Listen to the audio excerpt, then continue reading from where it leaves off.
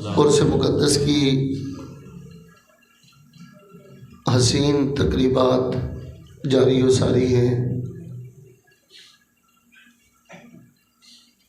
اور اللہ والوں کا ذکر رب کریم خود بلند فرما رہا ہے۔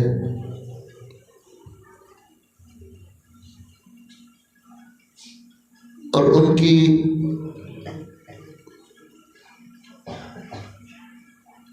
اعلیٰ افکار و خدمات پر خود خراج تحسین پیش فرما رہا ہے۔ فرمایا کنتم خیر امت، اب خیر اس میں تفضیل ہے، اور امتن پر جو تنوین ہے اگر تنوین تنکر ہو جو تعریف کا فائدہ نہیں دیتی لیکن عمومیت کا فائدہ دیتی ہے، تو پھر اس میں امتن سے مراد خیر الامم ہوگا کہ تمام امتوں میں سب سے بہتر امت، تمام امتوں میں سب سے اعلیٰ امت، ساری امتوں میں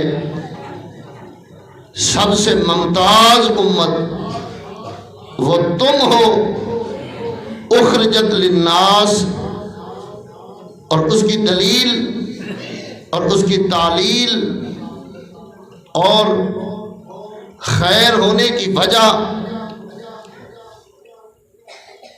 فرمایا اخرجت للناس کہ تمہیں نکالا گیا ہے، تمہیں بھیجا گیا ہے۔ مولا کس لیے؟ فرمایا تأمرون بالمعروف، اچھے کاموں کا تم حکم دیتے ہو، وتنہون عن المنکر، اور برے کاموں سے روکتے ہو، وتؤمنون باللہ۔ اب یہاں پر واو اگر حالیہ بنائی جائے تو وہ زیادہ قرین قیاس اور محل مدح کے مطابق ہوگی۔ فرمایا کہ امر بالمعروف کرتے ہوئے بھی تم اللہ پر ایمان اور ایقان کی کیفیت میں رہتے ہو، اور نہی عن المنکر کرتے ہوئے بھی اللہ پر ایقان کی کیفیت میں رہتے ہو۔ اے قرآن، امتیں تو بڑی آئیں، نوح علیہ السلام کی کشتی میں بھی امت سوار ہوئی۔ فرمایا نوح علیہ السلام کی کشتی میں سوار ہونے والی امت بڑی افضل تھی، لیکن آمنہ کے لال کی امت سے زیادہ افضل نہیں تھی۔ مولا وجہ کیا ہے؟ ان کی تو عمریں بہت زیادہ تھیں۔ موسیٰ علیہ السلام کی امت، اس کے اندر اللہ کریم نے بڑی لمبی عمریں رکھی ہوئی ہیں۔ حضرت سیدنا یونس علیہ السلام کی امت، سیدنا داؤد علیہ السلام کی امت، حضرت سیدنا سلیمان علیہ السلام کی امت، مولا وہ افضل کیوں نہیں ہے؟ فرمایا نہ تقوی کی وجہ سے افضل کہا، نہ عبادت کی وجہ سے افضل کہا، نہ سخاوت کی وجہ سے افضل کہا، تو مولا پھر افضل کیوں فرمایا؟